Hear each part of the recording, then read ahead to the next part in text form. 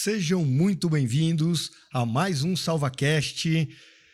Ao meu lado, Rafael, e hoje recebemos uma ilustre visita, um grande amigo, que eu considero, Salvador, nós nos conhecemos nem tanto tempo assim, mas a sinergia foi tão grande que a conversa já desenrolou muitos temas, e aí houve esse convite quando nós soubemos de todo o trabalho que você tem feito aí no mercado de educação, e nós falamos, não, faz todo sentido recebê-lo aqui e trazer para o público, né, um pouco desse conhecimento de 30 anos de mercado. Então, muito bem-vindo, Rafael, obrigado pela presença. Fantástico, Salvador, seja muito bem-vindo, a gente se conhece há muito tempo. O seu trabalho é bastante importante para o setor de tintas e para um setor que estava muito pouco assistido, que é o lojista. Então, primeiro, se apresente, Salvador, para aquele que não ainda te conhece, né, e quer te conhecer um pouco melhor aí, quem é Salvador. Bom, primeiro que eu acho que é um podcast que tem tudo para dar certo, né? Salva Abraço, SalvaCast, Salvador. Perfeito. Essa piadinha estava marcada para falar depois. Essa rima é forte. Não, legal. Primeiro, é uma honra estar aqui, é um prazer. Rafa, a gente se conhece há muito tempo, já fizemos algumas ações juntos. Paulo, é um privilégio estar aqui. Eu acho que é muito legal a gente poder falar sobre esse negócio que eu tô, não é 30, é 40. Olha só. Estou fazendo 40 anos em 2026, em agosto, faço 40 anos de atuação no mercado de tintas e vamos falar de tinta, vamos falar de varejo, vamos falar de pintura, vamos falar de proteção. Boa. Né? Que eu acho que é muito legal, é um privilégio estar aqui. A Brart... Sim, a Brart... Antes disso ainda tem toda a história do varejo de tinta, né? Sim, exatamente. Eu comecei sempre com atuação no varejo, muito embora eu tenha começado na indústria. Eu comecei lá em 86, na então operação da Dupont do Brasil, né? A divisão de tintas da Dupont, né? Quem é da antiga vai lembrar da marca Polidura, que depois foi adquirida pelo grupo Renner Hermann, depois voltou para a Dupont e hoje é a operação Dax Alta no Brasil. Fiquei 10 anos lá, passei, se eu não estou enganado, 6 anos na Souvenir, depois 9 anos na Axo, e a minha última posição foi na Artesp, Associação dos Revendedores de Tinta do Estado de São Paulo, que a gente trabalhou para nacionalizar, se transformou na Abrart, e de onde eu migrei para uma iniciativa que era uma iniciativa pessoal que virou profissional, né? Hoje eu não estou mais na Abrart, mas eu cuido de um programa de educação através do digital. Tudo começou com uma brincadeira, né? Que as pessoas em casa falavam, fala de tinta lá nas suas redes sociais, você fala de tinta todo dia, e tinta todo dia acabou virando uma marca, e a gente fala efetivamente de tinta todos os dias, e tem alguns infoprodutos, sempre com o viés educativo para colaborar, para melhorar a operação do varejo de tintas ou o varejo com tintas no Brasil. Com tintas porque tem o material de construção, né, que tem uma infinidade de itens ali, e a gente quer fazer... E a tinta sempre presente em todos eles. Sim, então... a gente quer fazer essa presença ficar cada vez melhor, principalmente para o negócio, né? Esse é o nosso propósito. E você sentiu essa necessidade do varejo hoje de aprender um pouco mais? Porque a gente vê uma evolução muito forte do pintor profissional, com muitas iniciativas, seja da indústria, seja da associação, e a gente vê um varejo ainda um pouco mais carente de pessoas como você trabalhando um pouco essa história do varejo de maneira geral. Como que você viu essa ligação, claro, na associação, trabalhando todo dia com tinta, né? E olhando esse olhar ali do varejo, né? Eu acho assim, o nosso negócio, tinta, ele tem uma posição de destaque internacional. Hoje nós somos o quarto mercado de tintas do mundo, né? E a gente tem grandes players aqui no Brasil, na indústria, né? Grandes empresas muito importantes, né? de empresas globais aí que ditam tendências, tem aí um capital gigantesco, não só o capital financeiro, mas o capital tecnológico, educativo. E de alguns anos para cá a gente percebe uma movimentação muito forte dos pintores profissionais, né? Eles se organizaram, eles estão se comunicando cada vez mais por eminência no negócio. E eu acho que a gente deve um pouco de atenção para o varejo. Na verdade, eu acho que tem dois, digamos, atores desse nosso, digamos, teatro que precisam de uma atenção um pouco melhor. O varejo, para acompanhar essa modificação, esse movimento de modernização impulsionado pelos pintores, que são os maiores influenciadores do nosso mercado, e a gente não pode deixar de olhar para o consumidor, que eu chamo de consumidor da parede pintada ou do objeto pintado, porque ele sim tem que se sentir atraído pela pintura, porque assim a gente começa a aumentar o volume de negócios no setor de tintas. Mas o varejo, eu percebi nesses 9 anos que eu fiquei na Abrarte, Artesp, depois Abrarte, que o varejo de tintas e material de construção ele é muito carente de recursos para administrar e gerir o negócio em todas as suas facetas. No marketing, na gestão de estoque, no layout de loja, na ambientação de loja, na percepção de marca, na cultura da empresa e, obviamente, no processo de vendas que é sui generis, né? Você sabe que esse foi um grande desafio, Salvador, do início da Salvabras. Ninguém acreditava nesse negócio da proteção. Para que eu vou pagar para proteger? Proteger para quê? Se tem jornal, se já tem a lona, e o papel, e um pouco do papelão que já se usava. Então, foi um trabalho muito duro nosso de convencimento para o lojista abrir um espaço na loja para algo novo. Né? Então, aí depois disso, né, passar todo esse tempo e desafio, hoje a gente vê de fato essa vontade do profissional em ferramentas mais atuais, que tragam praticidade e velocidade ao dia a dia dele. Então, acho que ainda tem uma barreira muito grande do lado do lojista em acreditar que sim, tem demanda para tudo isso. Né? Eu acho que esse foi um grande desafio nosso. A gente conseguiu, talvez por ter sido o primeiro, mas a gente ainda vê em muitas lojas hoje já menores, e nós temos produtos mais econômicos para lojas de públicos um pouco mais distantes, digo, distantes das capitais,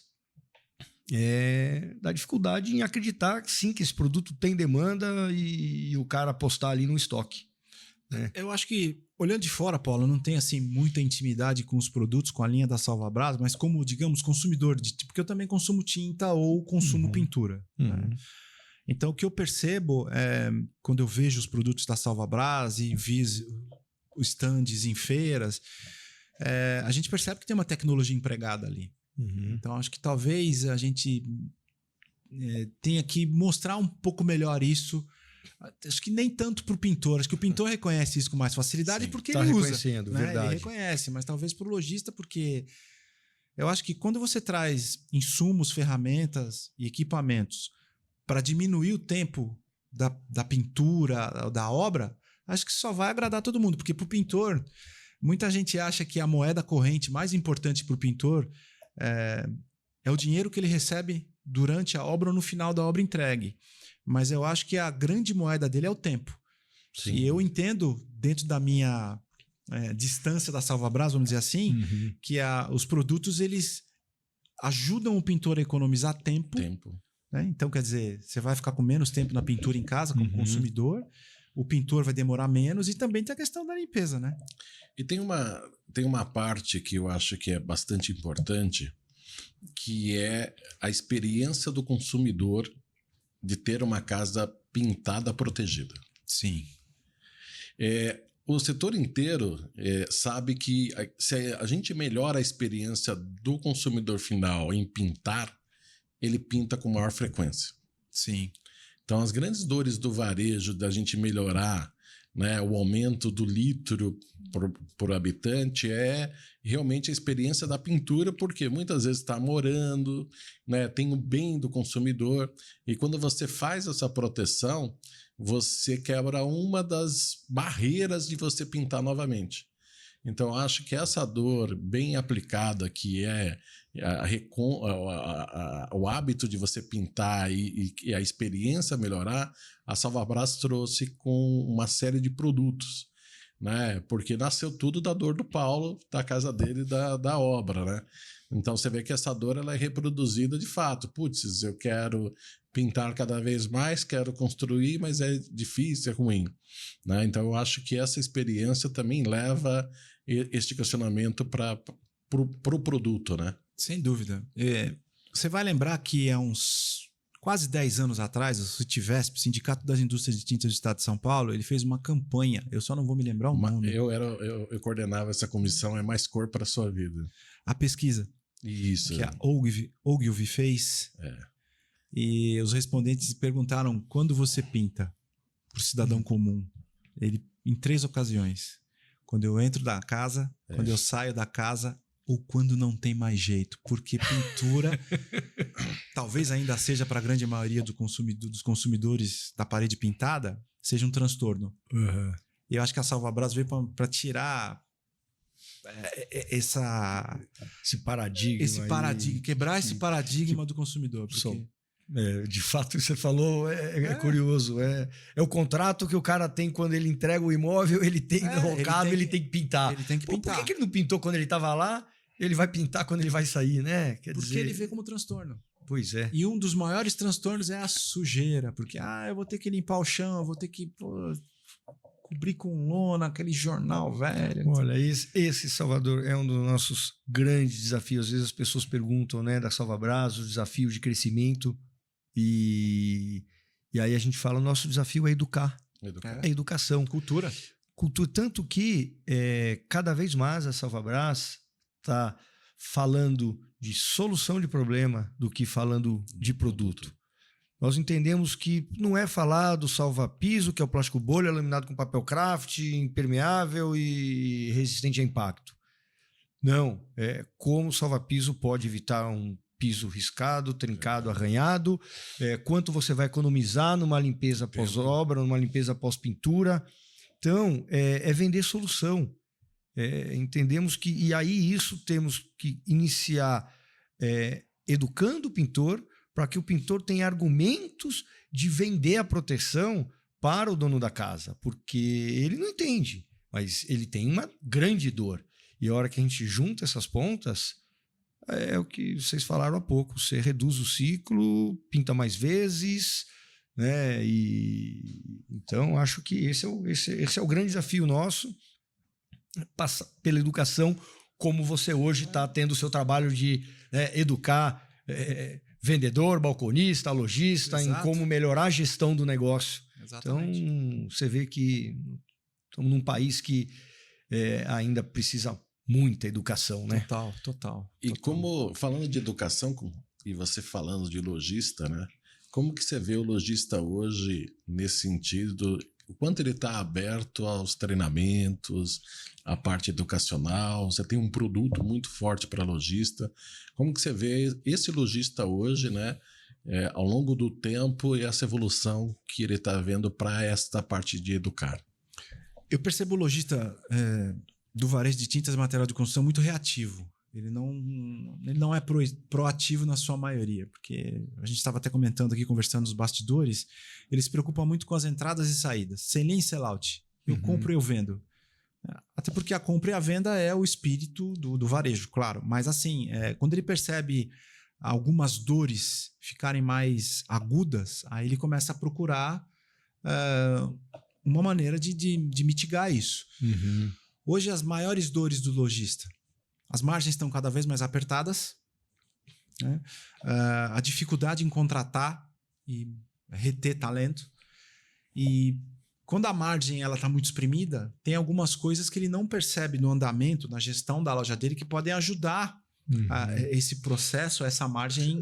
Você fez o comentário que ele tem a preocupação do controle na entrada e na saída, né? Na entrada, antigamente, se falava, não, é comprar bem e vender bem. Quer dizer, eu acho que já há muito tempo já não é mais isso, porque as margens também da indústria já estão espremida. Exato. Não tem mais muito milagre entre a compra. Agora, o grande ganho está aqui dentro. Entre a entrada e a saída, essa gestão é onde você vai buscar a rentabilidade do negócio. Exatamente. Total, né? É a chamada operação. É na operação da loja que ele vai diminuir alguns impactos negativos. E vai se diferenciar dos seus concorrentes. Exatamente. Uma das coisas que a gente percebe que é uma das mais... É um dos maiores ladrões de recursos de uma loja é o estoque mal gerido. Talvez, Rafa, porque tem aquela cultura remanescente da época de inflação, quando o mercado de tintas deu um boom. Estoque é dinheiro, né? Estoque é dinheiro. Ou então a loja boa é a loja que tem aquela pilha imensa de latas dentro da parte onde o cliente interage com o lojista. E, enfim, a cultura de loja boa é loja cheia de tinta. E, na verdade, loja boa é loja cheia de dinheiro no caixa. É isso que a gente quer e eu tenho certeza que é isso que o lojista quer.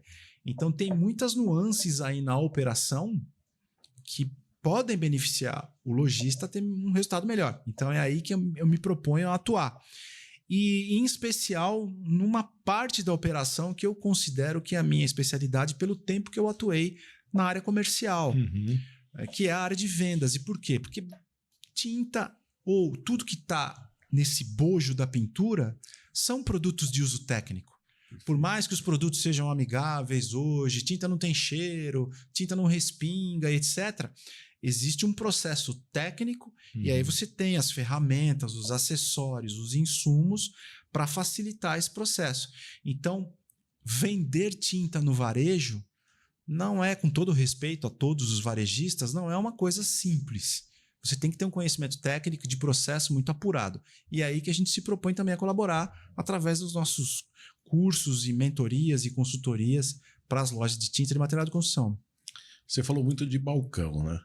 E aí você fala muito de conversa de balcão, né? Do seu e-book, né? O que muda essa conversa do balcão do dia a dia na parte de vendas, né?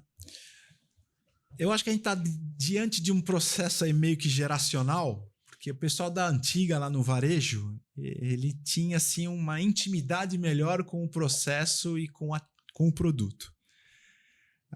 E isso tudo se traduz, na minha maneira de entender, quem falou isso para mim, ou não foi uma coisa que eu criei, foi uma grande figura do varejo de tinta, você sabe de quem eu estou falando, que quando eu trabalhei na empresa dele, a maior rede de loja de tinta do Brasil, ele disse para mim o seguinte: às vezes eu cuidava da linha automotiva, da equipe de repintura automotiva dessa grande rede de lojas, mas quando eu passava nas filiais, eu ficava no balcão, eu gosto, é legal, porque ali você interage com as pessoas, né? É ali que o jogo acontece, né? E um dia ele me viu e ele falou: nunca pergunte o que a pessoa quer, pergunte o que ele está pintando. Então tudo começa com essa frase que eu acho que é a frase mágica que você fala ali no balcão da loja de tintas. O que o senhor está pintando? A partir do que ele disser, você coloca um monte de coisas, desde que você conheça o processo, conheça o produto, conheça tudo que está... O conhecimento técnico é que vai te trazer toda a gama de produto para aquilo. E o cliente busca isso porque eu costumo dizer o seguinte: o cliente que vai na loja de tinta ou vai comprar tinta no material de construção, ele acha que ele sabe o que ele quer, mas ele não sabe. Verdade. Ele não sabe. Ele não sabe. Você vê que, olha, uma super dica que você passou é não pergunte o que ele quer, né? Não. Pergunte. E por que eu falei de... o que o senhor vai pintar, o que a senhora vai pintar? Por que eu digo esse conflito geracional?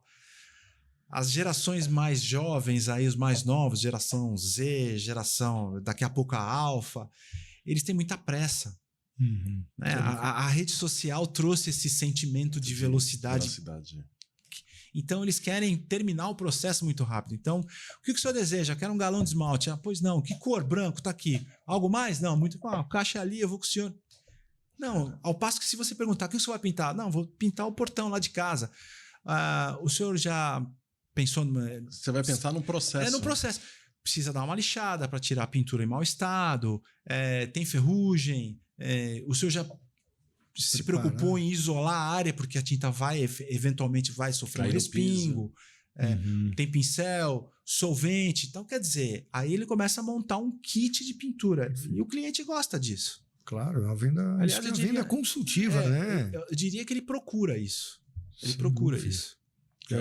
O maior desafio nosso é vender o mix. Exatamente. Né? Deixar o cara sair só com a lata de tinta ali, que não é ali que está o resultado do negócio. E com o mix bem feito, a gente volta no começo da conversa. Você aumenta o ticket médio, aumenta a margem, aumenta a fidelidade. O cliente sai de lá, o cara sabe do que ele está falando. O pior de tudo não é isso. É o cara chegar entregar o material para o pintor e depois vai falar, cadê a lixa? Cadê isso? Cadê aquilo? Quer dizer, você vai ter que voltar na loja pela segunda vez. Então, às vezes, ele tem o receio de tentar ser rápido para fechar aquilo no menor custo, mas... É quando você olha o processo. O processo está exatamente. O cara vai ter que voltar numa segunda vez na loja, perda de tempo. De repente ele vai comprar numa outra loja que está no caminho dele e aquele cara deixou de fazer a venda completa. Exatamente. A gente sempre falava que na hora que você vai aumentar o ticket médio, né, são os produtos obrigatórios. Tinta sem o pincel você não pinta, então você nem sai da linha. São obrigatórios, né? E os necessários, né? Que é aquela história que você fala, putz, eu preciso preparar a superfície, eu preciso fazer A, B ou C e pintar, né? Então entender essa dor eu acho que é um grande mecanismo, né? Deixa eu te falar uma coisa, tem uma parte que você fala aqui que eu gostei, que você disse que loja boa não é a loja bonita, é que faz o cliente voltar. O que faz o cliente voltar? Em primeiro lugar, o atendimento consultivo, mas a gente não pode desprezar também a ambientação da loja. Sim. Eu acho que a loja ela tem que ter um layout, digamos, produtivo, né? Onde o cliente, você faz o cliente passear pela loja para aguçar algumas necessidades que ele nem sabe que tem. E eu acho que com tinta a gente tem um aspecto sensorial que não é muito bem trabalhado em todas as lojas, que é a cor. Nossa, isso eu falo. E também hoje, cada vez mais, Rafa, os efeitos especiais. Aí quando você está falando em textura, aí você começa a mexer um pouco na questão do tato, não é?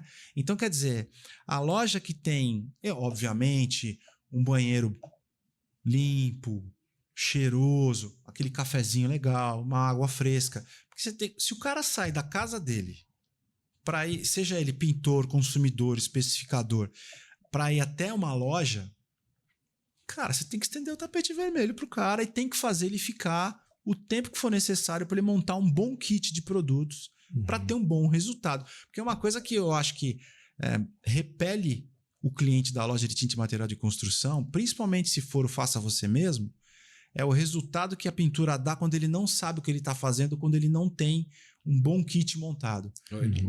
É que nem comprar, às vezes, chuveiro. Fala, o cara de tinta vai comprar chuveiro. Ele fica perdido com tanta opção. Você vai, às vezes, você tem A, B, C. Você tem de 60 a 600. Tinta é a mesma coisa. Então, assim, você não é uma venda consultiva. Né? Exatamente. Ela tem que ser no mínimo assistida. No mínimo assistida. O mundo ideal, o sonho é uma venda consultiva assistida. Mas o que a gente percebe sempre, Salvador, é um medo. Acho que, primeiro, ele tem que parar de pensar com o bolso dele. Ele tem.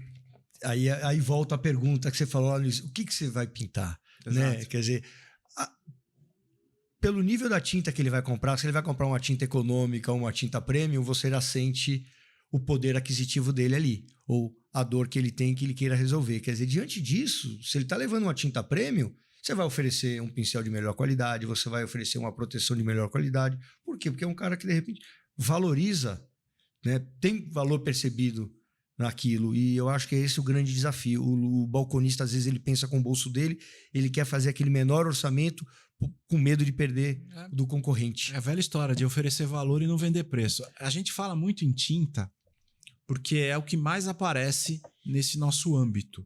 Mas a gente estava conversando aqui antes da gente começar o podcast sobre as diferenças de fita adesiva, fita crepe. Perfeito. Né?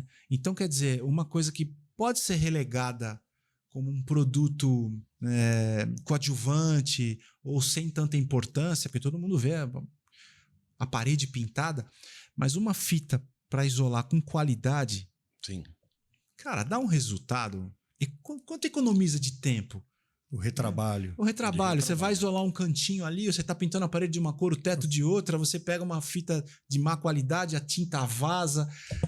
Tem que refazer aquele recorte. Assim como a tinta ou a fita crepe, as ferramentas e tudo mais, tudo isso tem valor. E eu acho que isso é muito pouco explorado. É o que você falou, eu quero me livrar logo dessa venda para fazer outra, então eu vou garantir que ele leve o produto com preço menor, mesmo que ele não pergunte o preço, com medo de perder a venda. Então a gente precisa melhorar muito isso. E como que você acredita? A gente falou educação, a gente fala de treinamento. A indústria, de maneira geral, ela sempre treinou o produto. Sim. ela nunca treinou venda também por balcão. Sim. Né? O Paulo acabou de falar ali que o lojista está pensando no sell-in, sell-out, né? Quanto eu compro e quanto eu vendo, né? Como que você vê essa base do balcão realmente dos treinamentos de venda, né? Quanto a gente investe em treinamento de venda, de capacitação para este vendedor de balcão, né? Eu acho assim, tem alguns aspectos aí. O varejista ele sente uma relação de dependência muito grande do seu fornecedor. Ele entende que aquele fornecedor, e é meio que óbvio, ele vai suprir as necessidades de entendimento de um produto, de um processo para ele vender. Só que tem um detalhe, aí eu vou puxar a brasa para o meu churrasco, né? Toda a indústria vai, obviamente, fazer um treinamento de vendas, que na verdade é o que você falou, é um treinamento de processo e produto, sempre com o seu portfólio. Sim. Não é? Então, essa é uma questão. E eu acho que a grande maioria das lojas é multimarca. Sim. Então, alguma coisa não vai aparecer nesse treinamento e nesse curso. Esse é um aspecto. Segundo aspecto, e eu gozo da imparcialidade, né? Quando eu me proponho a fazer um treinamento de venda. E tem um outro aspecto também. É muito focado, esses treinamentos da indústria são muito focados em processos e produtos. Processo de pintura e produto para pintura. Tem a questão da abordagem, da relação interpessoal, de como manejar objeções dos vários tipos de clientes que vão numa loja de tinta e material de construção. E isso não é muito abordado ou não muito profundamente. Isso é muito importante. Porque venda é conversa, venda é interação, venda é rapport, né? E tem um outro aspecto que eu acho que é muito importante também. Por mais que a indústria ocupe esse papel de educadora, ela não consegue ser onipresente na velocidade que o varejo precisa. Esse é um problema. Então, quer dizer, você imagina uma loja de tinta material de construção, entra em contato com a Salvabras, faz um negócio legal, coloca um portfólio bacana, fala, quando é que vocês vão poder dar um treinamento completo para a minha equipe? Daqui a 1 mês, 2 meses, 3 meses? Né? E durante esse período, o risco que ele corre de não ter um processo de venda bem azeitado é muito grande. Então, eu acho que a gente precisa criar estruturas para educar o varejista de tintas, porque insisto nesse ponto, é uma venda técnica. Não, sem dúvida. Você sabe que esse é um dos grandes desafios nossos, né? Como eu falei, além do novo, o depois, como levar todo esse conhecimento para o balconista. E aí, como você deu um exemplo, uma loja mais distante, que de repente não tem um representante ativo ali, porque a gente tem usado também os representantes como base de treinamento, mas o cara faz uma compra de mix e depois a gente, de fato, tem a preocupação desse cara não estar preparado para oferecer todo aquele mix. Então a gente brinca assim, vai introduzir, começa pelo piso, vamos começar protegendo o piso? A lei da gravidade é o piso que vai ser o primeiro a receber o impacto. Exato. 1 mês, 2 meses, 3 meses, rolou a recompra, a reposição. Opa, então você já tem um público que já percebeu o valor naquele produto. Agora vamos levar um salva-pintura, que já é uma proteção vertical, uma parede, uma porta, uma janela. Então você vê que muitas vezes a gente tem o receio de fazer uma venda inicial completa, aquilo vira um problema. Exato. Vai vencer o boleto, o cara não vendeu metade da linha, tá lá. Muitas vezes a gente fala, calma, vamos aos pouquinhos. Isso é o quê? É educar o lojista, é educar o público, o cliente desse lojista, para que aos poucos ele vá conhecendo a linha e a gente, né, todos atinjam o objetivo ali, porque nós também não queremos um produto encalhado na loja ali, que isso é problema para todo mundo. Ele olha para a gente e fala, esse negócio não vende, sabe? Então esse é um desafio e um cuidado que a gente tem muito grande, tanto que nós temos feito agora vídeos. Sim. Quando eu não consigo mandar um representante ou promotor técnico, a gente manda vídeos de treinamento. Porque a gente tem essa preocupação. E aí a gente brinca, o nosso produto, ele não é puxado.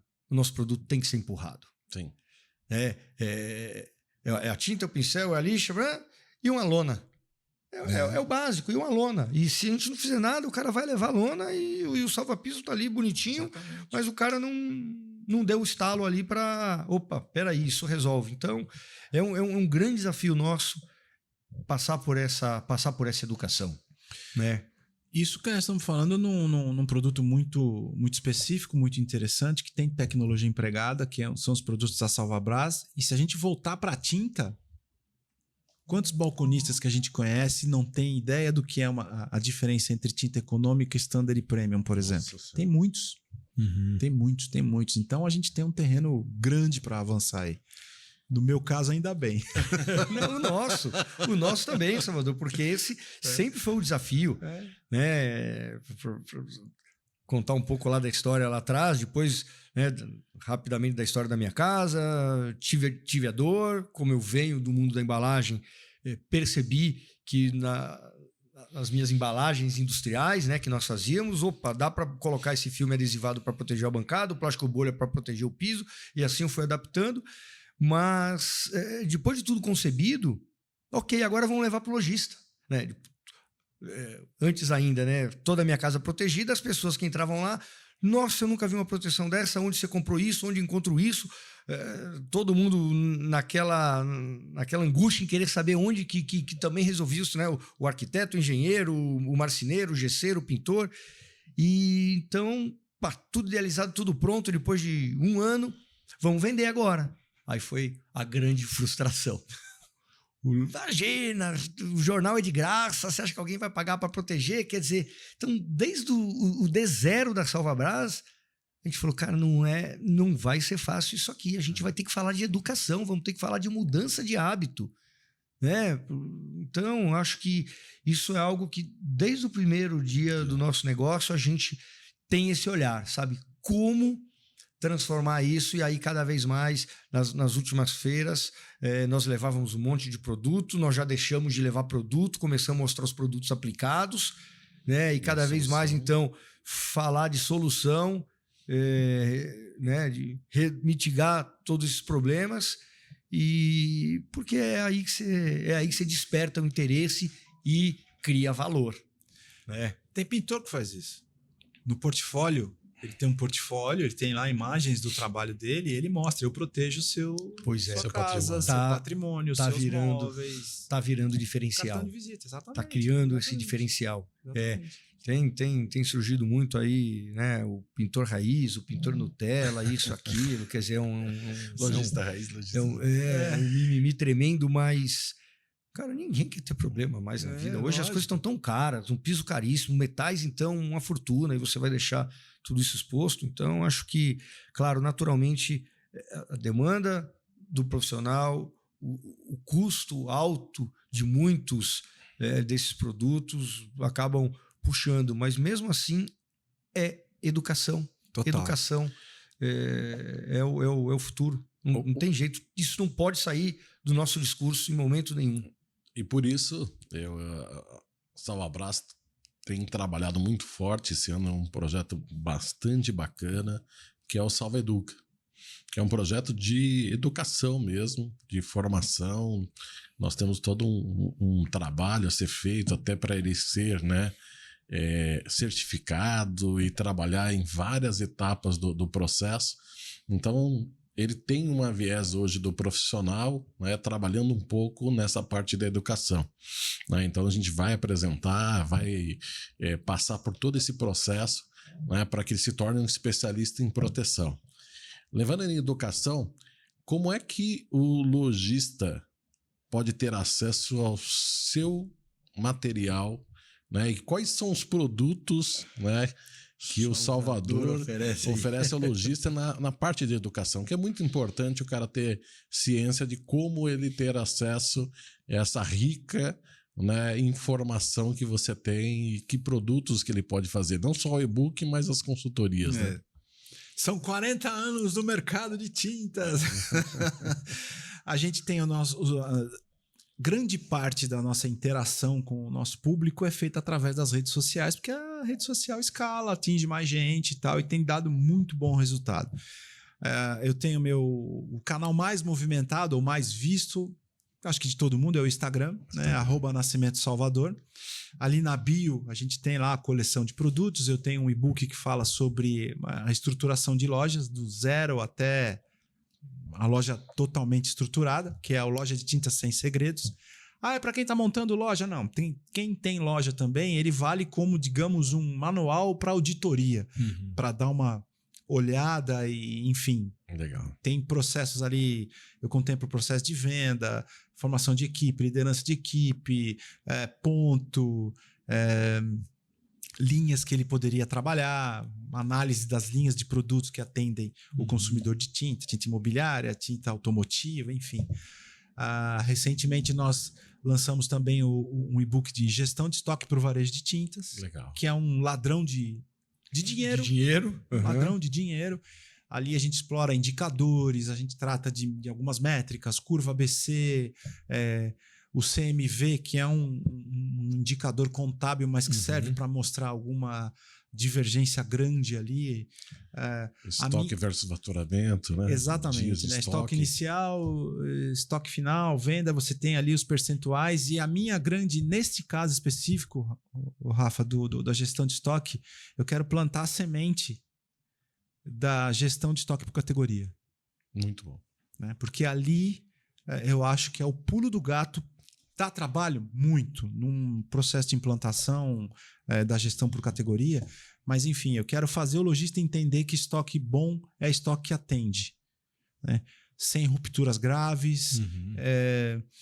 E que dinheiro bom não é dinheiro empilhado no estoque. Dinheiro bom é dinheiro no caixa.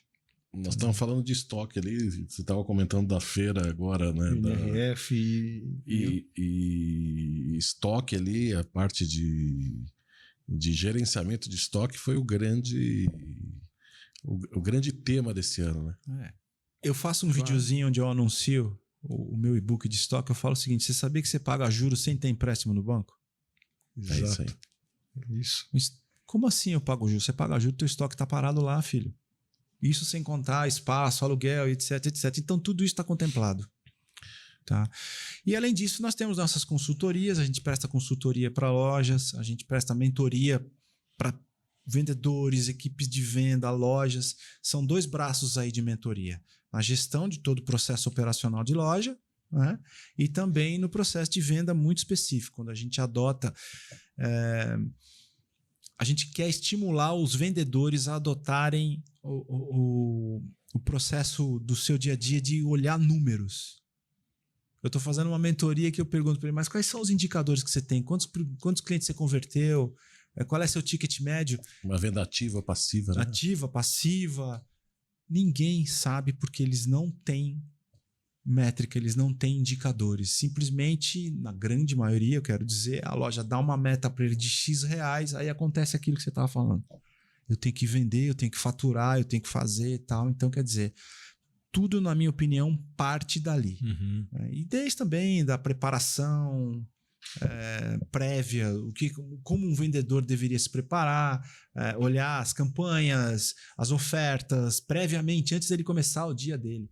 E no livro Loja de Tintas Sem Segredos, a gente tem um manual que é o Manual de Venda no Balcão.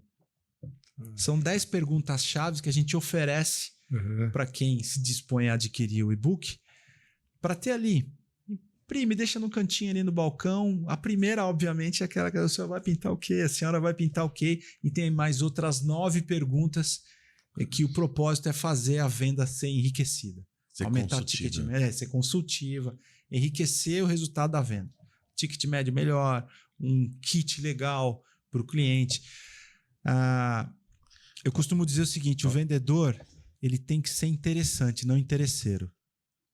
Perfeito. Né? Porque se ele começar a empurrar muita coisa, não vai dar certo. Ele tem que entender o processo, entender o cliente para oferecer um kit legal para o cliente voltar. Você falou de 9 perguntas, dá uma super dica. Nossa. Que é muito legal. Tá tudo ligado ao processo ao processo de pintura. Entendeu? É a questão de a ferramenta, proteção. Acessórios. O senhor está levando algum produto para proteger a área que não vai ser pintada? Como assim? Entendeu? E aí começa. Porque venda é conversa. A venda é processo. É processo e é conversa. Você tem que conversar com o teu cliente. E uma coisa que eu tenho, cada vez eu estou observando mais, porque a gente comparando aí com alimentício, supermercado, todos os produtos de primeira necessidade estão lá no fundo. Você vai numa farmácia, todo que é supérfluo está ali na frente, os medicamentos estão lá no fundo. Quer dizer, a gente entra numa loja de tinta, Salvador, você tem uma barreira, uma parede de lata para poder chegar no balcão, e a gente procura os acessórios estão nos cantos, nas paredes. Quer dizer, será que temos alguma coisa a aprender com esses outros setores? Provavelmente sim. Né? Para que tanta lata de tinta na frente de uma loja de tinta? Quer dizer, vamos botar... Né? Então, às vezes... eu já parei de falar um pouco disso, porque eu sinto que o lojista... Fala, cara, quem é esse cara? Meio que se ofende. O que esse cara tá vindo falar aqui pro meu negócio? Eu até falei, claro, porque eu entro lá, cadê as linhas de proteção da Salva-Braço? Tá tudo escondido, só tem lata e lata e lata de tinta. Quer dizer, então eu comecei a tentar estimular ou aprender um pouco com isso, e te confesso que não aprendi e continuo não entendendo, né? Esse posicionamento. O negócio é empilhar lata e na porta da loja. Não são uma, nem duas, nem 10 lojas de tintas que eu conheço que você tem que entrar de lado na loja. Tem lojas que tem um layout arquitetônico muito bacana, com vitrines, e eles tampam tudo com lata de tinta. O que ele quer mostrar? Eu quero mostrar que eu tenho... Força, estoque. Eu tenho estoque, eu tenho diversidade de produtos, aqui ele vai encontrar o que ele precisa. Só que eu acho que tinta não é lata. Tinta é processo. Uhum. Tem algumas experiências muito bem sucedidas de algumas lojas que, por exemplo, eles fazem pilhas pequenas, estrategicamente posicionadas na loja, onde ele tem ali, digamos, o kit. Econômica, Standard, Premium, Super Premium, onde o vendedor vai até ali aquela pilha com o cliente e mostra a diferença dos produtos para atender a necessidade dele, qualquer que seja ela. Uhum. Um dos grandes erros também é você querer forçar um produto que tem um valor agregado alto para quem não tem poder aquisitivo. Claro. A gente tem que ter isso também, porque pode parecer que a gente está querendo forçar o vendedor a vender produto de maior valor agregado. Não. Cada você tem que vender no seu bolso. Exatamente. O cliente... a primeira pergunta, o que você vai pintar, você vai pintar e por que você vai Exatamente. pintar? Tem criança em casa? Você não tem nada a ver, tem tudo a ver. Mais lavabilidade, tem cachorro, tem pet em casa. Uhum. Não é?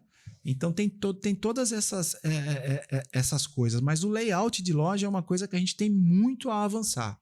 Muito a avançar.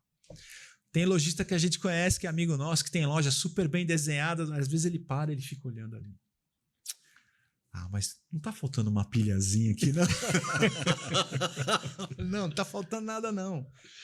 Então eu acho que tem muito a avançar nisso. E tem uma categoria de cliente nosso, que se ela não vê a ferramenta, o acessório, não compra, que é o pintor. Uhum.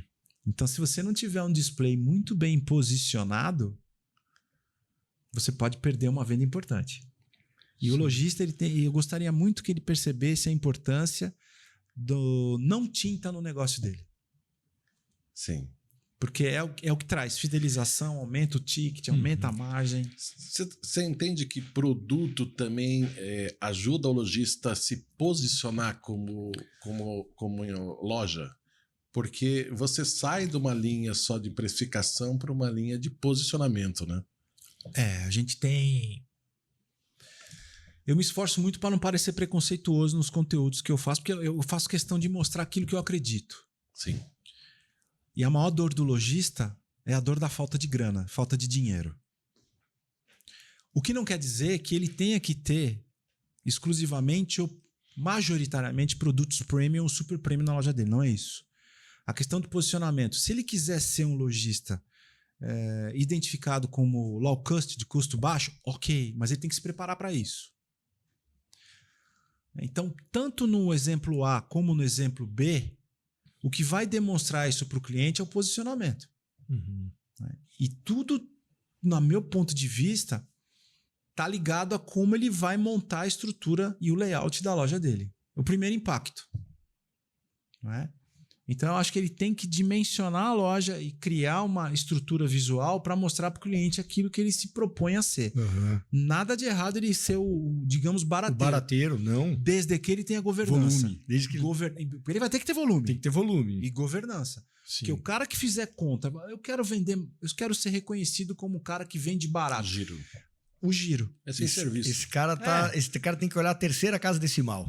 É isso aí. Exatamente. Paulo, a gente tem casos no varejo do Brasil que tem essa identificação. Eu sou um cliente, assim, recorrente da Veste Casa. Uhum. A proposta da Veste Casa, por exemplo, é low cost. Você vai ter cafezinho lá? Não. Tem cadeira para sentar? Não. Nem ar-condicionado. Nada. Uhum. E se tiver um produto lá que tem a média de preço que eu encontro no mercado, eu não vou comprar lá. Porque ali eu vou procurar outras coisas para aquele produto daquela faixa de valor e de preço. É proposta de posicionamento. Posicionamento.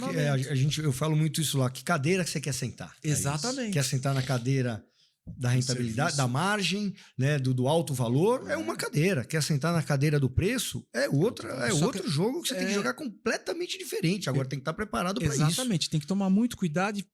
A gente gostaria muito que fosse sempre feita uma avaliação prévia antes do lojista abrir. Que normalmente o cara vai empreender no varejo por necessidade, nem tanto pela oportunidade.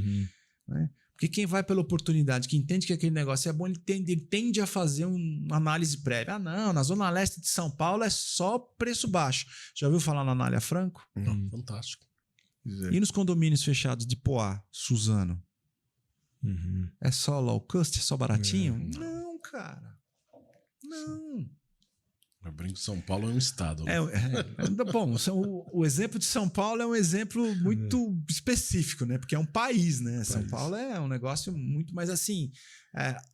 A provocação que eu quero fazer é exatamente essa. Independente de onde você esteja, o que você quer fazer? Você quer ser reconhecido como? Perfeito, é isso aí. Como você vai se identificar? Qual vai ser seu posicionamento no mercado?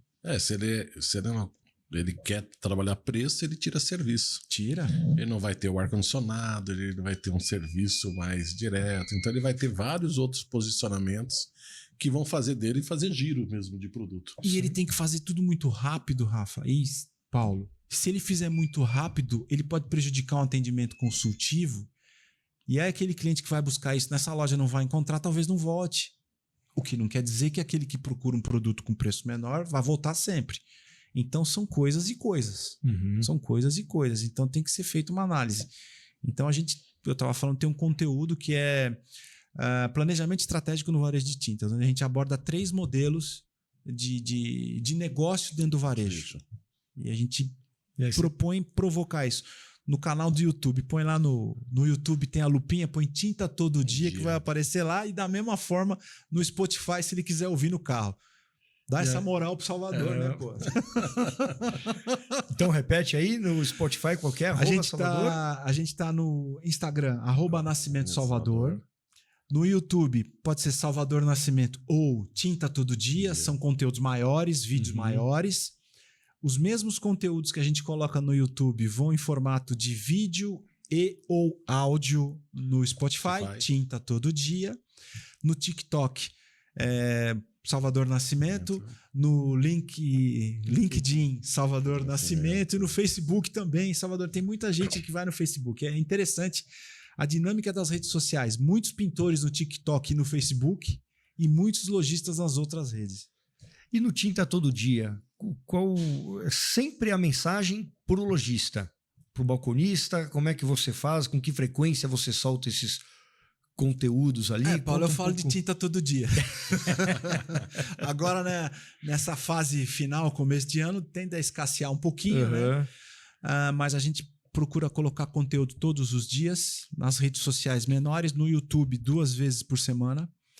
Mas a minha proposta, naturalmente, o conteúdo acabou ficando mais particularizado com o varejo, mas eu falo com pintores, eu falo de pintura, falo de processo, falo de produto. Tá, e ali você tenta o quê?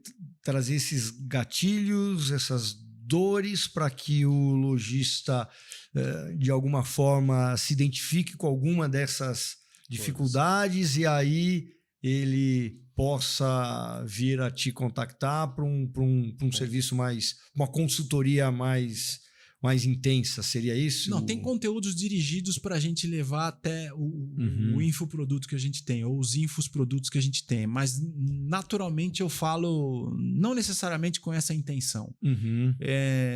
o perdão da repetição, eu falo de tinta todo dia. Às vezes eu estou falando de pintura, às vezes eu falo de preço, às vezes eu falo de processo de pintura, mas falo de uma forma geral. Falando de preço aí, o que você já está maquinando aí para esses próximos meses ou até o ano que vem aí nessa nova legislação? Já está se aprofundando dentro dessa novo modelo tributário que a gente tem pela frente? Eu estava discutindo hoje com o meu time, a gente vai fazer alguns conteúdos aí para chamar a atenção, porque eu acho que é uma discussão muito importante que está sendo negligenciada. Eu acho que o varejo, de uma forma geral, não tem ideia do quanto isso vai impactar no negócio dele. Já está impactando. Então, eu acho que a gente vai trabalhar isso de uma forma muito específica. A gente está preparando um convênio com advogados tributaristas para fazer um bate-papo com lojistas sem absolutamente nenhum compromisso, mas para mostrar para onde que a coisa vai indo, porque eu tenho conversado com alguns lojistas em off e ninguém faz ideia dos impactos. Do impacto real que isso vai trazer. Por exemplo, 70% das lojas de tinta e material de construção estão no Simples. Sim. Pois é. Se eles atendem empresas que estão no lucro real ou lucro presumido, quando a reforma tributária chegar, isso vai impactar totalmente. Dificilmente ele vai conseguir vender para empresas que estão no lucro real, lucro presumido. Mas eu atendo mais balcão. Ok, mas uma loja que tem tinta automotiva e atende redes de concessionárias que estão no lucro real, lucro presumido, talvez não consigam vender mais. Salvador, eu até vou usar a dizer aqui que eu acho que o simples é só para quem vende serviço. E olhe lá, porque numa revenda de produto e onde os valores de uma lata de tinta são muito altos, eu acho que o simples já nasce morto. É estanque. Esse cara já tem que estar no lucro, mínimo no presumido, e rápido ele tem que virar para o real. Porque o varejista ele entra no preconceito de pagar menos imposto. Mas o mínimo de imposto que ele pode pagar. Mas talvez alguns não entendam que isso é um estanque. Deixa um teto para ele. É comum ter lojas ou redes que têm várias CNPJs e tal, mas a reforma tributária, a grande proposta da reforma tributária é acabar com isso. Pois é. É acabar com isso. E quem vende ainda em e-commerce? Pior. Muito pior. Muito pior. Então a gente precisa falar sobre isso. É um tema que nós de indústria já estamos atentos, né? Claro, a gente tem uma estrutura fiscal ali mais robusta e ainda assim estamos buscando apoio com tributaristas, mas imagina que a gente tem a carga de, vamos pensar São Paulo aqui, 18 de CMS, chega a ter 15 de IPI, a hora que você soma isso aqui já passa os 27, 28% que estão idealizando como o IVA, né? O IVA ali, o IVA médio. Então, a gente até fazendo contas ali, tentando ser preciso para ver que impacto isso e se antecipar tudo isso, porque... para algumas áreas do Brasil, eu acho que a tendência é que isso seja positivo, porque tem alguns incentivos que estão sendo mal utilizados, os barrigas de aluguel da vida e algumas coisas que têm acontecido que têm gerado muitos problemas em alguns pontos específicos aí, mas isso no âmbito nacional.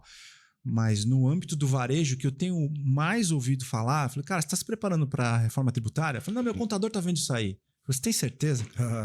O contador é o cara que menos quer ter trabalho. Ele vai ser simplista em te dar uma resposta complexa. Quantos contadores sabem trabalhar com lucro real? Pouquíssimos. Não estão preparados. Então, porque dá muito trabalho. Imagina agora o contador tem que fazer duas contabilidades, a atual e a futura. Exatamente. Salvador, o que você vê esse ano aí? Começamos esse ano, janeiro. O que você vê de perspectiva aí do lojista para este ano? Qual que é o sentimento dele aí para este ano de Copa do Mundo, de tudo? Como que ele está sentindo? A grande oportunidade que uma Copa do Mundo e uma eleição vai trazer para o varejo. Tem muita gente que vê isso com pessimismo. Eu não vejo. Sou contra isso também. Vai ser um ano diferente. Um ano diferentão. como diz um amigo meu, vai ser um ano meio fragmentado, porque você vai ter alguns eventuais feriados aí, né? Então, e muitos feriados, além de tudo, muitos feriados esse ano, hein? Exatamente. Só que eu acho que a gente tem que entrar nessa vibe aí festiva, porque o brasileiro, por mais que a gente ache que não tem chance de levantar um troféu, e as últimas Copas que a gente ganhou foi exatamente nessa situação. Na descrença total. Na descrença total. Né? Então, eu acho que a gente pode aproveitar isso positivamente. Até já tem campanhas, já tem indústrias que eu tenho conversado que estão preparando aí uma linguagem de marketing verde e amarela, sem nenhuma conotação política, por favor, mas enfim. Então, eu acho que é uma oportunidade. A questão é se programar previamente, porque, como eu disse, vai ser um ano fragmentado. Vai ter alguns feriados aí, mas eu acho que tem um ponto muito positivo, que é a eleição. Normalmente, quem está no governo lança a mão de programas para incentivar consumo, coloca dinheiro no mercado para a economia se mexer. E o sentimento melhorar. O sentimento melhorar e a gente atribuir isso ao status quo, a quem está no poder. Isso é um jogo independente de quem está lá. Isso a economia que manda, é ela que vai dizer se o povo está feliz ou não, é o bolso que sente na hora ali. Exatamente. E a gente não pode esquecer que recentemente uma notícia muito positiva aí que está dando um gás aí para a gente, que é a tal nós fechamos aí o acordo Mercosul, União Europeia, mas isso vai ter reflexo daqui a 5 anos. Mas é uma notícia legal que dá um up no mercado, principalmente para quem está em regiões onde o agronegócio é muito forte. Mas eu acho que a gente não deve se esquecer por exemplo, Reforma Casa Brasil, que foi lançado oficialmente dia 3 de novembro e que vai jogar só 40 bilhões de reais no mercado de material de construção. Olha que legal. Então, fora o financiamento que também soltaram há pouco para a classe média. O Minha Casa Minha Vida, classe média. Classe média, quer dizer, isso então vai reduzir esses juros aí, porque o mercado imobiliário deu uma travada por conta desse alto. Os juros estão altos, a gente sabe, então, e tudo bem, tá tudo certo, mas eu acho que a gente tem que olhar para esse lado. Com certeza, eu também vejo muita oportunidade nesses dois planos de ação aí do governo. E não cabe só ao governo fazer. Pô, quem tá envolvido no material de construção, seja varejista, pintor, você sabia que tem uma linha de crédito para você reformar a tua casa? Pois é. Pô, não tô sabendo disso não. A Caixa Econômica Federal, entrar no site da Caixa lá, tal, não sei o quê. Então, eu acho que a gente tem que ter um discurso legal direcionando para isso, né, para que a gente possa movimentar mais. Vai ser um ano trabalhoso por conta dessa fragmentação. Eu não tenho ainda, a gente não teve ainda acesso aos números do mercado de tintas 2025, mas eu acho que deve ter crescido 1,5%. Por aí. Não é, Rafa? Mais ou menos isso, né? O que é bom, né? Mas eu acho que esse ano a gente vai crescer um pouquinho mais trabalho. Então, o que eu diria para os lojistas é o seguinte: força, como diz o amigo meu, força na peruca, que vamos trabalhar bastante, mas o resultado vem. Eu acredito. Mas eu acho que é isso que você falou, né? O lojista preparando-se, exato, ele vai estar mais à frente de tudo isso, né? Exatamente. Então, quer dizer, você falou, olha, eu tenho um produto para estoque, que é fantástico, né? A gente está falando de estoque. Um produto para venda. Sim. Cara, quanto ele treina essa linha, quanto ele traz esse parceiro, né? E como que você vê essa mudança do lojista ao longo desses anos ali? Ele está mais hábito também a essas novas tecnologias, né? Eu acho que sim. Na verdade, com todo o respeito que o varejo de tintas e material de construção merece, eu acho que ele está começando a reagir agora. Ele está percebendo que ele tem que se movimentar, porque o varejo, de uma forma geral, tem sofrido por conta da operação e juros altos e tal. Então, ele tem que se preparar, ele tem que otimizar os processos, ele tem que melhorar o processo de venda dele. Então, eu acho que eles estão começando a perceber a necessidade. Já tem muito lojista, por exemplo, falando em IA, que era um paradigma colossal. Sim. Né? E eu acho que ele tem que se preparar e pesquisar como ele pode melhorar alguns processos ali que são burocráticos. Automatizar processo. Automatizar processo. Não estamos falando de ter um robozinho na porta da loja que vai atender cliente, não é isso. Não, mas ele pode realmente ter também atendimento de vendas. Sim. Você comentou do seu um dos produtos aí do Objetivo, você quer lançar o quê? O controle de estoque por categoria. Cara, criar regras disso dentro do IA ele vai gestionar estoque Exatamente. mínimo, estoque máximo, Regulador. né? Exatamente. Estoque regulador. Ele tem os dados no RP dele, pode jogar numa inteligência artificial para fazer todo o escopo do que ele precisa para E o cara gerenciar o estoque. apontar aqui, ó. Tá crítico aqui, tá. O que demoraria 3 meses pode demorar algumas horas. Né? Para ele ter ali uma estrutura para ele entender isso melhor. Né? Então, eu acho que os lojistas estão começando a perceber que eles precisam empregar mais tecnologia dentro do dia a dia.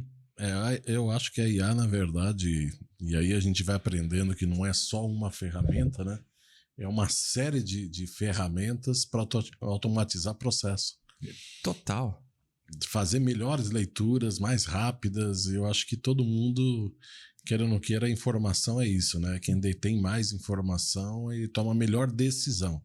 Ele sai do olhar para tomar a decisão do que montar as informações, né? Interpretar os dados Exatamente. e te dar, né, uma visão ampla, o que tem que ser feito. E não só. Exatamente. No âmbito da venda, uma automação de atendimento do WhatsApp, propostas de vendas e tudo mais no cloud, por exemplo, que é uma IA que está sendo muito bem falada e bem utilizada, sem contar no chat GPT que todo mundo deveria estar usando. Né? Eu tenho o meu chat GPT é customizado. Uhum. E às vezes eu estou no trânsito, eu converso com ele. O que você acha de falar sobre tal coisa no varejo de tintas?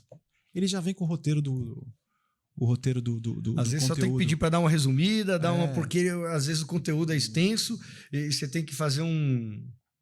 Não, tem sempre que você tem sempre que estar dando uma olhada. Tá mas dando uma olhada, mas é isso. Você auditar é muito menos trabalhoso do que compor do zero. Do zero.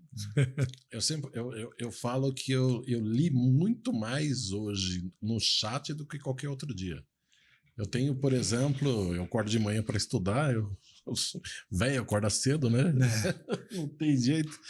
Mas todo dia eu tenho 5 automações que ele me manda rápido. De alguma atividade, alguma prioridade. Que eu tenho que fazer logo de manhã. E aí eu vou cada vez mais melhorando essa visão dele e do que eu quero e de como eu quero aprender nesse mundo que não para, né? Eu vou falar uma coisa aqui que vai ter gente que vai me apedrejar virtualmente. Mas a gente cria um perfilzinho da gente, com perdão da redundância, personalizado no chat GPT. Eu coloquei lá, nasci em Guarulhos, etc. Joguei voleibol, barará, e torço pro Corinthians. Às vezes eu peço para ele um conteúdo. No final ele escreve: só lembrando, Salvador, o Palmeiras não tem mundial. Para você ver o nível de intimidade que ele já teve algumas coisas que ele começou a fazer minha entonação de voz, Rafa. Então, para quem não conhece ainda a inteligência artificial, eu proponho conhecer. Vale a pena. Começa na versão gratuita, começa mais usa, mas depois não vai ter jeito. Não vai ter jeito. E eu acho que levar isso pro varejo e levar isso para a indústria e aprender com ela não é só uma questão de transformar isso em Google, né? Não. Mas sim fazer isso de fazer de leitura, né? Exatamente. Mas que bacana, hein, Paulo, esse papo gostoso. Muito bom, pois é. Eu acho que tudo isso despertou quando a gente conheceu esse trabalho de educação e a gente está querendo aprender, Salvador, com todo esse trabalho educacional aí que você tem desenvolvido com toda a sua experiência. Então, acho que quando nos encontramos lá no evento da Brat, no Summit.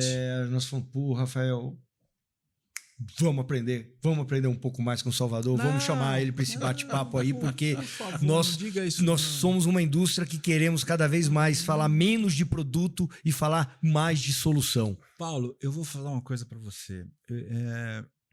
Eu saí de um lugar completamente diferente, distante desse mundo de tinta, que eu saí do judiciário.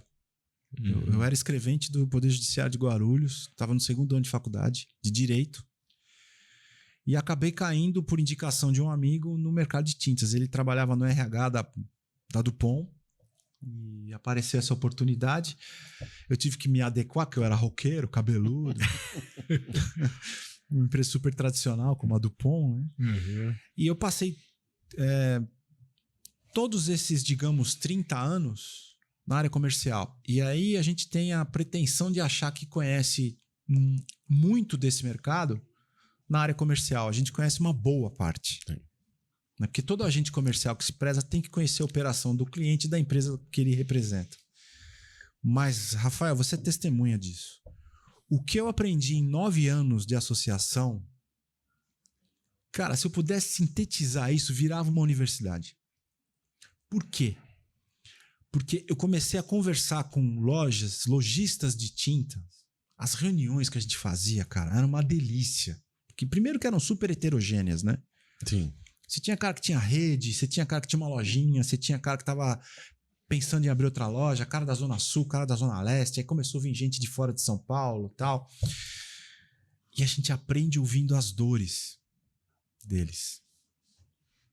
Não dá para medir o quanto que eu aprendi e eu continuo tendo contato com eles.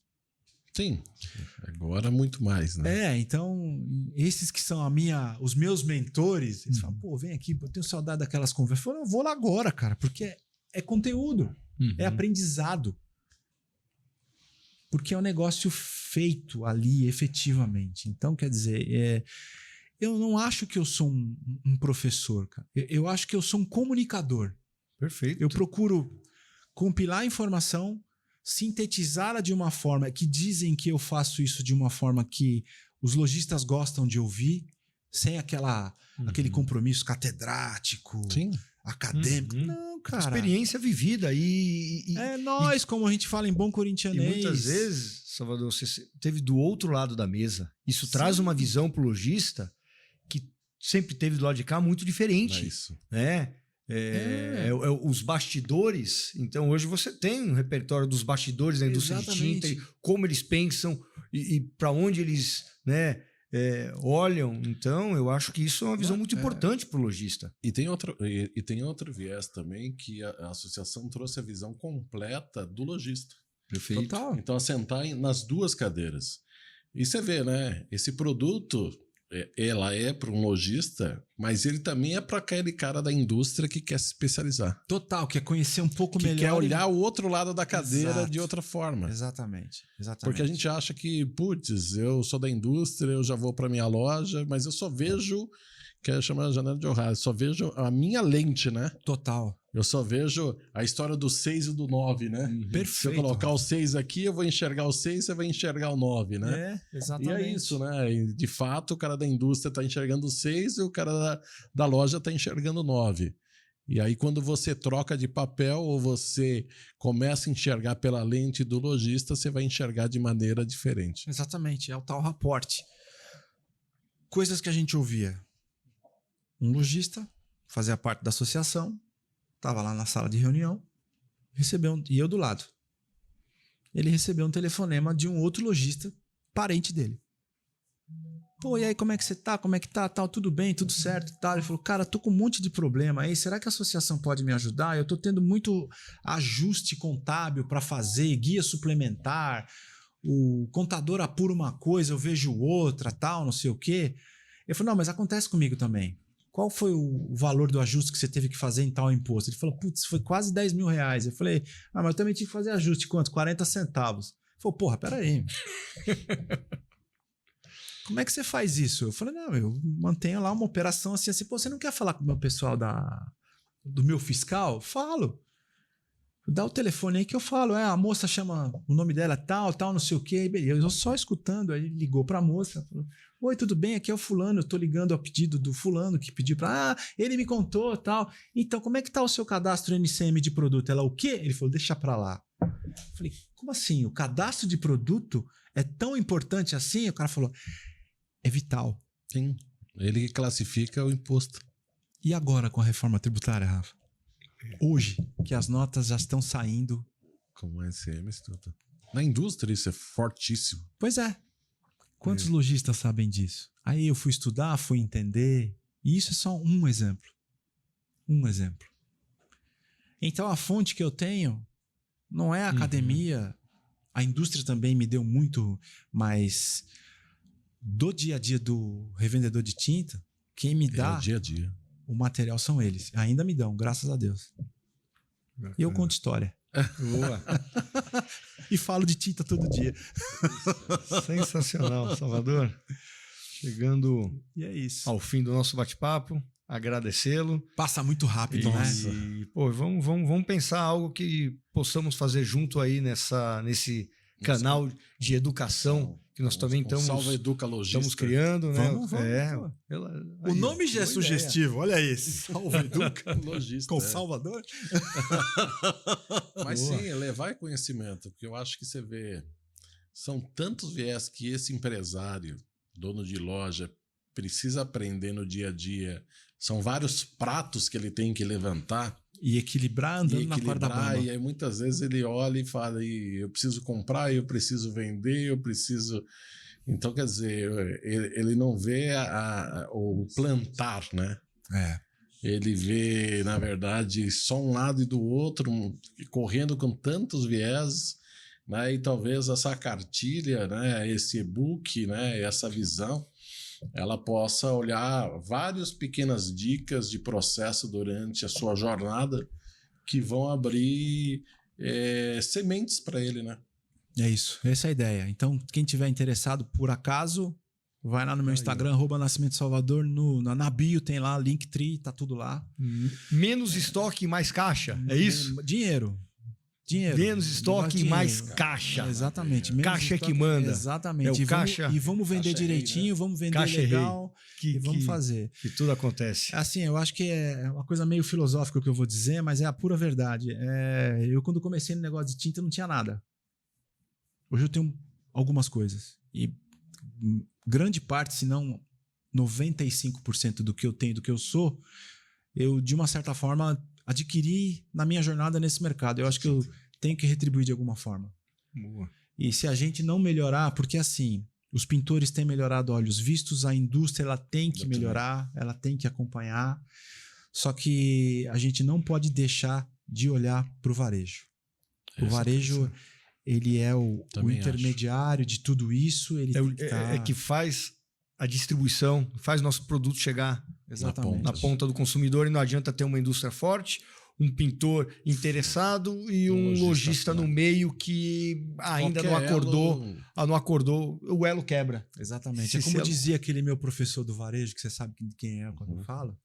Ele dizia para mim o seguinte: você vem da indústria, a indústria é tática, é técnica, é fundamento. Fazendo uma analogia com o futebol, que eu gosto muito, e ele também. Ele falou: aqui tem que fazer gol, velho. Aqui é jogo.